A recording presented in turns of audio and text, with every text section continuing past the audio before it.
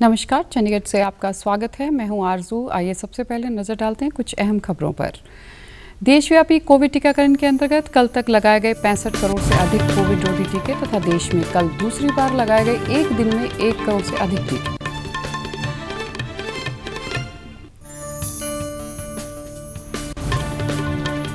केंद्रीय महिला व बाल विकास मंत्री ने कहा है कि पौष्टिक आहार किफायती दरों पर स्थानीय स्तर पर भी होना चाहिए सुलभ। और श्री बनवारी लाल पुरोहित ने पंजाब के 36वें राज्यपाल के तौर पर ली शपथ। वे चंडीगढ़ के भी होंगे प्रशासक। अब समाचार विस्तार से।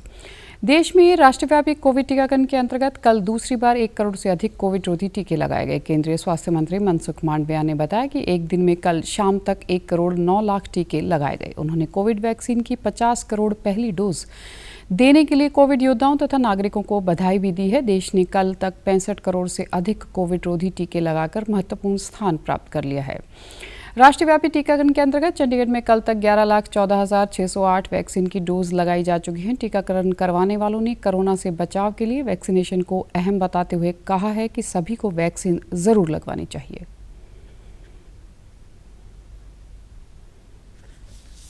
वैक्सीन लगवाई मैंने, मेरे परिवार ने, मेरी फैमिली ने लगवा चुके हैं। तो जिन्होंने नहीं अभी भी लगवाई तो जल्द से जल्द लगवाएं। वैक्सीन लगवा के फ़ायदा ही है, नुकसान नहीं है। चंडीगढ़ में कल 6,765 वैक्सीन की डोज लगाई गई। इसके अतिरिक्त शहर में पिछले 24 घंटों के दौरान कोरोना संक्रमण के 6 नए मामले मिलने से एक्टिव मामलों की संख्या 40 हो गई है। केंद्रीय महिला तथा बाल विकास मंत्री स्मृति ईरानी ने कहा है कि पौष्टिक आहार किफायती दरों पर मिलने के साथ साथ जरूरतमंद लोगों को स्थानीय स्तर पर ही सुलभ होना चाहिए। उन्होंने कहा कि प्रधानमंत्री मातृवंदना योजना के तहत 8,800 करोड़ रुपए गर्भवती महिलाओं तथा दुग्धपान करवाने वाली माताओं के खातों में सीधा भेजा गया है। अखिल भारतीय आयुर्वेद संस्थान में पोषण माह शुरुआत के अवसर पर उन्होंने कहा कि संपूर्ण स्वस्थ रहने की सदियों पुरानी भारतीय परंपरा आज वैश्विक जीवन शैली बन गई है। उन्होंने कहा कि देश में आयुर्वेद बाजार ने 1 लाख करोड़ रुपए का आंकड़ा पार कर लिया है। केंद्रीय मंत्री ने कहा कि देश में अनीमिया के रोगों में कमी आई है तथा केंद्र ने वर्ष 2018 में पोषण अभियान की शुरुआत की तथा तब से ही सितंबर के महीने में पोषण माह मनाया जाता है। पोषण माह के दौरान समाज में पोषण के बारे में जागरूकता लाने के लिए विशेष गतिविधियां करवाई जाती हैं। इस वर्ष राष्ट्र आज़ादी का अमृत महोत्सव मना रहा है, इसलिए केंद्रीय महिला तथा बाल विकास मंत्रालय ने आज से शुरू हो रहे पोषण माह को साप्ताहिक विषयों में बांटने का फैसला किया है।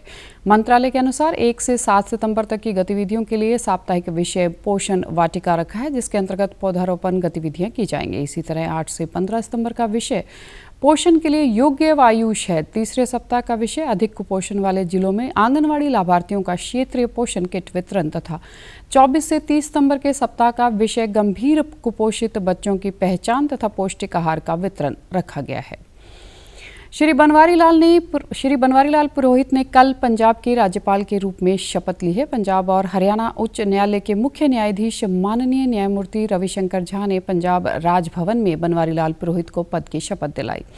इस अवसर पर हरियाणा के राज्यपाल बंडारू दत्तात्रेय, पंजाब के मुख्यमंत्री कैप्टन अमरिंदर सिंह और हरियाणा के मुख्यमंत्री मनोहर लाल सहित अन्य उपस्थित रहे। श्री बनवारी लाल पुरोहित ने अंग्रेजी में शपथ ली। उन्होंने शपथ पत्र हस्ताक्षर किए, जिस पर मुख्य न्यायाधीश द्वारा भी हस्ताक्षर किए गए थे। बाद में उन्होंने पंजाब के राज्यपाल और केंद्र शासित प्रदेश चंडीगढ़ के प्रशासक के रूप में अलग अलग दस्तावेजों पर हस्ताक्षर किए। श्री बनवारी लाल पुरोहित ने पंजाब राजभवन पहुंचने पर उन्हें पीपीए की एक टुकड़ी द्वारा गार्ड ऑफ ऑनर दिया गया। उनका स्वागत पंजाब विधानसभा के स्पीकर श्री राणा केपी सिंह, पंजाब के कैबिनेट मंत्री ब्रह्म मोहिंद्र और श्री मनप्रीत सिंह बादल ने किया। इस मौके पर प्रशासक के सलाहकार श्री धर्मपाल, उपायुक्त चंडीगढ़ और चंडीगढ़ प्रशासन के वरिष्ठ अधिकारी भी उपस्थित थे। केंद्रीय आवास और शहरी मामलों के मंत्री हरदीप सिंह पुरी की अध्यक्षता में वीडियो कॉन्फ्रेंसिंग के माध्यम से राष्ट्रीय राजधानी क्षेत्र योजना बोर्ड की 40वीं बैठक का आयोजन किया गया। हरियाणा के मुख्यमंत्री मनोहर लाल और मुख्य सचिव विजयवर्धन व नगर व ग्राम आयोजना विभाग के प्रधान सचिव AK सिंह ने भी बैठक में हिस्सा लिया। बैठक के दौरान NCR के समय विकास के बारे में विभिन्न निर्णय किए गए तथा संयुक्त पारस्परिक आम परिवहन समझौते का उद्घाटन किया गया। इसके अलावा प्रारंभिक केंद्रीय डेटाबेस के रूप में एनसीआर जियो पोर्टल को भी लॉन्च किया गया। इससे एनसीआर में सब रीजनल और स्थानीय योजनाएं बनाने में मदद मिलेगी। बैठक में एनसीआर क्षेत्र की सीमा निर्धारण और रीजनल प्लान 2041 एडी से संबंधित अन्य मुद्दे पर भी चर्चा की गई। एनसीआर के सीमा निर्धारण के संबंध में प्रस्तावों पर विस्तृत रूप से विचार किया गया तथा सदस्य राज्यों से उनके सुझाव भी लिए गए। एनसीआरपीबी के सदस्य सचिव द्वारा क्षेत्रीय योजना 2041 के संबंध में प्रस्तुतिकरण दिया गया। पंजाब सरकार ने बढ़ी हुई सामाजिक सुरक्षा पेंशन वितरण की शुरुआत कर दी है। राज्य के मुख्यमंत्री कैप्टन अमरिंदर सिंह ने 1500 रुपये सामाजिक सुरक्षा पेंशन प्रतिमाह की शुरुआत के अवसर पर कहा कि मौजूदा सरकार ने पहले की सरकारों द्वारा दी जाती 500 प्रतिमाह पेंशन के मुकाबले 3 गुना इस पेंशन में वृद्धि की है। उन्होंने कहा कि चुनाव घोषणा पत्र में किए गए वादों में से अधिकतर वादे पूरे किए गए हैं। इसके अलावा 50,000 की तय शगन स्कीम किसान कर्जा रहत असं 4700 करोड़ दे बैठे। लेबर का जो कर्जा सी ਉਹਨੂੰ ਅਸੀਂ 520 करोड़ माफ किया। स्मार्टफोन जो बच्चों को 10-11वीं पढ़ते से उन्होंने असं ये दे चुके हैं और उनको दूसरा लॉट दे लगे। एससी स्कॉलरशिप्स जो सेंटर ने बंद की आप सरकार ने शुरू किया और कल तो बाद सेंटर ने जल खोली। हम सारे नाल रल के असं स्कॉलरशिप्स असं दे रहे हैं।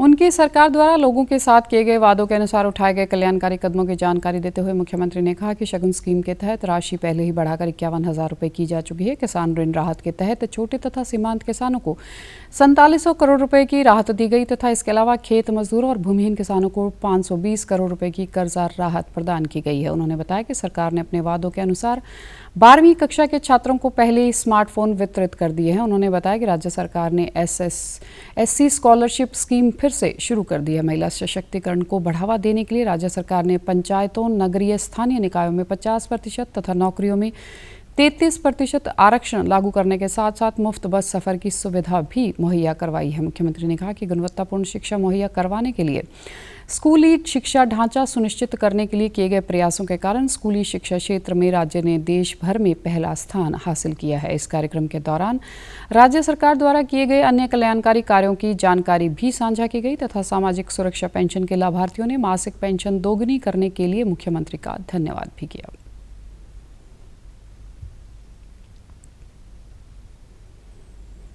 मैं बहुत शुक्रिया करती हाँ, धन्यवाद कैप्टन सरकार का जिन्होंने 750 रुपया करके साड़ी 1500 रुपया पेंशन कर दी आ। मैं उन्होंने बहुत बहुत धन्यवाद करती हाँ। मैं आप जी का धन्यवाद करती हाँ कि तुसीं सानूं पहलां 750 रुपये पेंशन देंदे सी, हुण 1500 रुपये कर दी है जी। सानूं इन्ने पैसों नाल बहुत ही सहारा मिलता है जी। मेरिया वर्गियां कई भैणां ने जिहड़ियां छोटियां उम्र च विधवा हो गई ने जी, उन्होंने इस पैसों नाल बहुत सहारा है जी।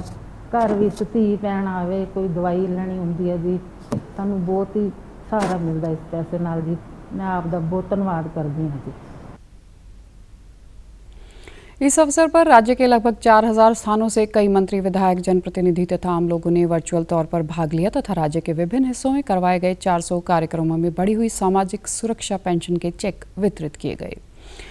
हरियाणा के राज्यपाल बंडारू दत्तात्रेय ने मास्टर पवन बाली द्वारा लिखी गई पुस्तक Parker Beverly and the tale of 6 checks का विमोचन किया। इस अवसर पर बोलते हुए राज्यपाल ने कहा कि 14 वर्षीय युवा लेखक पवन ने आपराधिक प्रवृत्ति जैसी सामाजिक समस्या को लेकर साहित्य जगत में प्रवेश किया तथा यह समाज के सभी लोगों के लिए चिंतनीय विषय है। इससे हमें भी सीख लेनी चाहिए। उन्होंने कहा कि इस पुस्तक के पाठन से किशोरावस्था के बच्चों को लाभ मिलेगा और इस आयु के बच्चे अपना ध्यान शिक्षा, खेल व रचनात्मक कार्यों में लगा पाएंगे। बच्चों में बढ़ती आपराधिक प्रवृत्ति था, इस प्रवृत्ति से कैसे बचा जा सकता है के बारे में विस्तार से बताया गया है।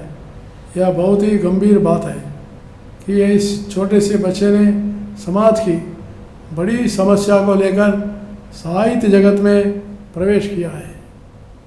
इससे हमें भी सीख लेना होगी कि हम समाज के आपराधिक प्रवृत्ति को बढ़ाने से कैसे रोक सकते हैं। उन्होंने कहा कि पुस्तक में आपराधिक प्रवृत्ति से किशोरावस्था के बच्चों को कैसे बचाया जा सकता है, इसके बारे में विस्तार से अवगत करवाया गया है। उन्होंने अभिभावकों से अपील की कि वे इस प्रकार के साहित्य से जुड़ें और बच्चों को भी ऐसा साहित्य पढ़ने के लिए प्रोत्साहित करें ताकि वे बुराइयों से दूर हो सकें। अब खबरें फटाफट। प्रधानमंत्री आज शाम स्वामी प्रभुपाद की 125वीं जयंती पर 125 रुपये के विशेष स्मारक सिक्के को करेंगे जारी। देश में इस वर्ष अगस्त में यूपीआई के माध्यम से 355 करोड़ रुपए का हुआ डिजिटल लेन देन। कोरोना वायरस का खतरा अभी टला नहीं है, इसलिए सभी से निवेदन है, बाहर जाने के समय मास्क जरूर पहनें, सामाजिक दूरी बनाए रखें, बार बार अपने हाथ साबुन से धोएं और सैनिटाइजर का इस्तेमाल करें। वैश्विक महामारी कोविड-19 जिसका कहर संपूर्ण मानव जाति को अपनी आगोश में ले चुका है। टीका या दवाई उपलब्ध होने तक महामारी के खिलाफ मानवता की जंग जारी है। ऐसे में सबसे जरूरी है सावधानी और बचाव। फेस मास्क कोरोना से रोकथाम का सबसे प्रभावी उपाय साबित हुआ है। विश्व स्वास्थ्य संगठन और विशेषज्ञों की शोध का भी यही निष्कर्ष है कि मास्क से मुंह और नाक को अच्छी तरह ढककर कोरोना संक्रमण को कम किया जा सकता है। कोरोना संक्रमण से बचाव के लिए मास्क पहनने के साथ ही जरूरी है मास्क को सही तरीके से पहनना। बहुत से लोग मास्क से नाक और मुंह को सही तरीके से नहीं ढकते हैं, जिससे संक्रमण का खतरा बना रहता है। बिना मास्क या फेस कवर के घर से बाहर निकलने की अभी कल्पना करना भी सही नहीं है। जुड़िए। और आप हमारे समाचार YouTube channel DD news Chandigarh, Facebook DD news Chandigarh और Twitter handle DD news CHD पर भी देख सकते हैं। इसी के साथ चंडीगढ़ से समाचारों का सिलसिला समाप्त होता है। अब मैं स्टूडियो से बाहर जा रही हूँ तो मैं अपना मास्क पहन रही हूँ। आप भी घर से बाहर जाएं तो मास्क ज़रूर पहनें। नमस्कार।